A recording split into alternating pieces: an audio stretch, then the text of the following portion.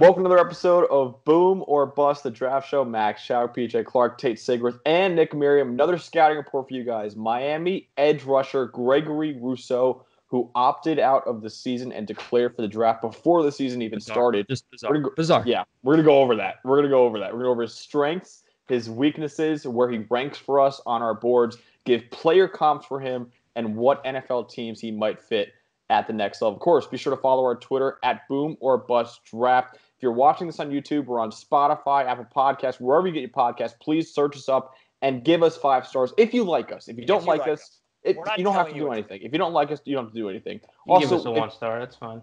Yeah, I don't know if I'm advocating. Just say 1.5 stars. Yeah, all right. Yeah, all right. We'll set it at that. How about, and if you're listening, you can watch us on YouTube too. Please subscribe, because we saw that 90% of our viewers are not subscribed, which means 90% of you are cowards. I appreciate you clicking on this cowards. video. They're all cowards. I do appreciate you clicking on this video. We're not turning just down one more click. We just want one more click from you. Just click all one more time. All we want is one more click. There's like a little bell down there, too. You can hit the bell. Mm-hmm. You can get more content. 2 clicks is all I'm asking. 2 clicks. Oh, we're doubling what we're asking for here? I think we should stick to 1 click. Okay. All I want is 2 clicks. You have to search too, but you're here anyway. You're here. Yeah, it's down there.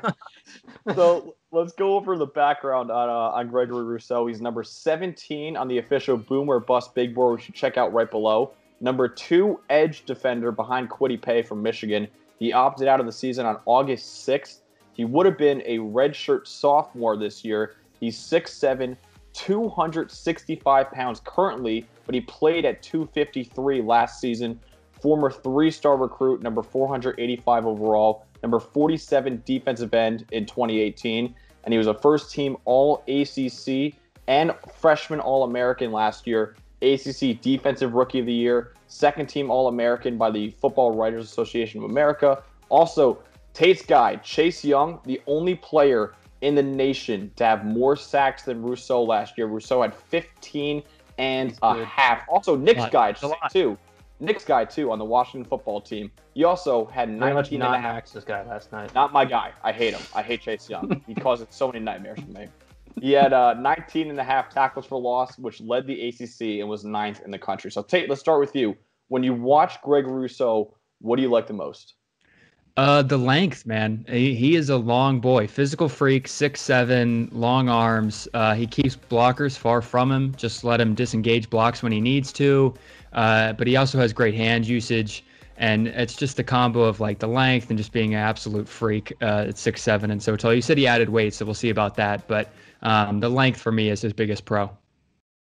Yeah, I mean, I think the frame is what sticks out. You don't see the 6'7" edge rusher, even though he only played at 250 pounds last year. A little scary. It looked like he dominated guys in the ACC in his 1 year. That's what stands out. He just bullied people. He played on the edge. He played some 3-tech inside. I have my questions on where I want him in the NFL. We'll get to that in a little while. But Tate said it. Long arms, keeps the blocks out. This guy is going to be a combine warrior. I think it all comes down to the pro day or the combine. If he tests well, if he moves well with that extra weight, we haven't seen it. I think he could shoot up draft boards. A lot of production. We preach production, and he did it in a real conference in the ACC. But question marks all around. For only a year. 1 year. Question marks. Not a great year for the ACC either. No. That is the thing. So. But you can see the athleticism there. He has great football instincts. I think that leads to him having, in my opinion, he's one of the better run defenders in this draft. He leverages well when he gets underneath pad level against guys, and when he's blitzing. You said dominated guys. I feel like he did all right on the inside, but when he was on the edge, it didn't feel like too often he was dominating tackles one-on-one. But again, when he gets underneath guys, he has great leverage. You see the athleticism, and he produced, and that's a big deal.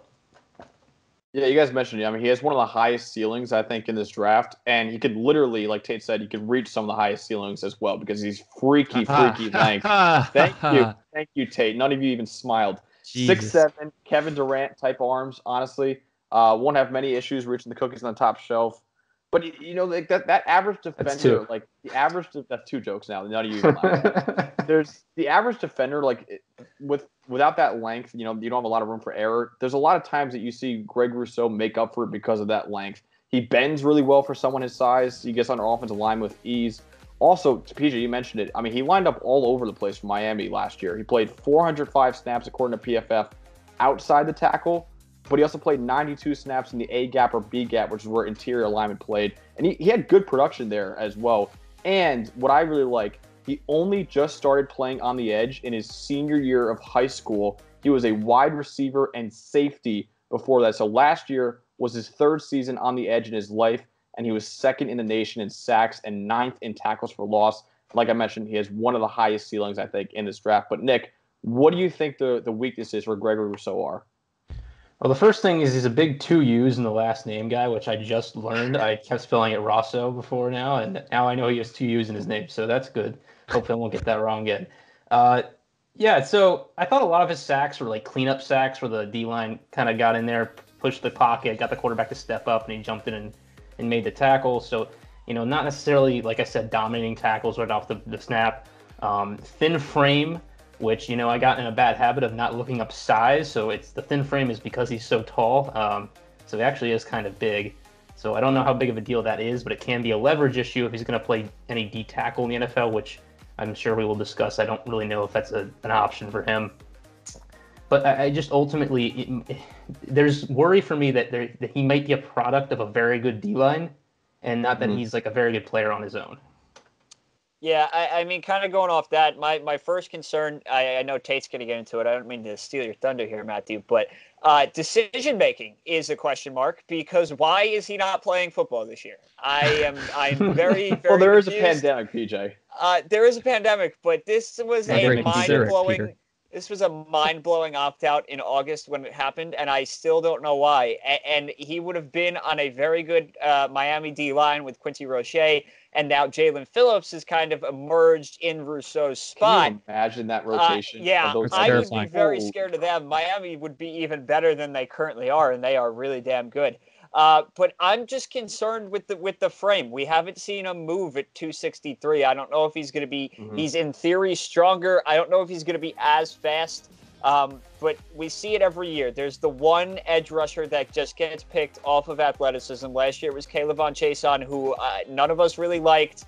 Who, Rousseau has more production than him at least. Chason still had crazy stack numbers 2 years ago, but. I have question marks. I think he might be better served moving inside, but we haven't. The 6'7" edge rusher doesn't exist at 263 pounds. It's either you're going up towards 300 or you just play inside. I don't know what he is in the NFL. I think he's got to gain weight. I think he sticks out to me more on the inside than anything else. Or shrink. That's certainly a take. So yeah, my big con is that he opted out. I think it's weird. You only really have 1 year of crazy stats. It's only his third year at the position, like Max talked about. I think a second year as a full-time starter would have served him wonders and really just gotten rid of a lot of these questions. But here we are with the opt-out, wondering, really what is he? Also, I have kind of like a nitpicky one. He mainly lined up versus right tackles, which are usually weaker pass blockers. It's just a little thing that So he's a coward. Thought about.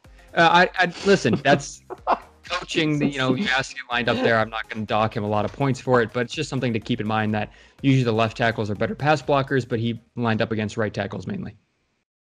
Yeah, Rousseau is so raw, man. I mean, he is so raw. I mean, you could tell that, this is only his third year playing the position because, I mean, if the offensive tackle beats him, it's over. Like, there's no counter move. There's no second move. Like, it's basically it right there. One of his biggest weaknesses, I think, is ironically power because, like you guys mentioned, 253 last year. He's beefed up to 265, but Trevor Sikkema, who we interviewed, said in our interview that we haven't seen him play at 265 yet. So when he opted out, Trevor was like, dude, like you're finally at 265. I want to see you play at it. And now we have no idea what he looks like at that size. Yeah, he was second in the nation in sacks behind Chase Young. But Nick, you hit on it, and I'm glad you did because so many of them were just cleanup, man. He didn't beat the tackles a lot.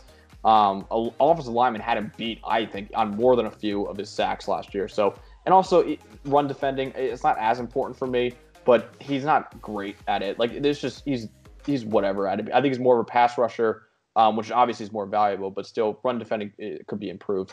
But PJ, give me the bottom line on Gregory Rousseau. Give me where he ranks for you, maybe a player comp, and any team fits you think would be good for him.